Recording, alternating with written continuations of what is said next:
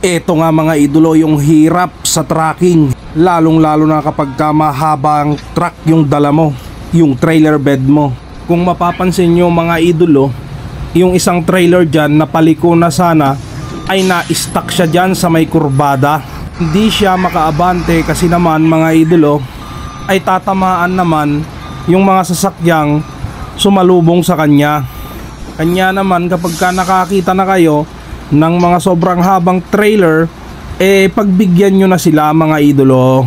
Kasi kapag ka hindi mo pinagbigyan ang mga mahahabang trailer, lalo na yung mga Coca-Cola, ay malaking abala, pare-pareho kayong mai-stuck dyan. Katulad nyan, hindi na siya makaabante. Bumaba na rin yung mga tao dyan kasi medyo matatagalan talaga. Dyan nga pala yung sa may taktak mga idolo. Nabiyahe din ako dati niyan, Coca-Cola. Santa Rosa base ako noon mga idolo. Shoutout nga pala sa mga Coca-Cola Santa Rosa Laguna. At kay Boss Ruel Pengson mga idolo. Kumusta na kayo dyan? At yung tracking na yan mga idolo ay Jet Sea Tracking. Yan. Sobrang hahaba ng mga bed ng mga yan, kaya dapat pagbagyan natin yung mga yan.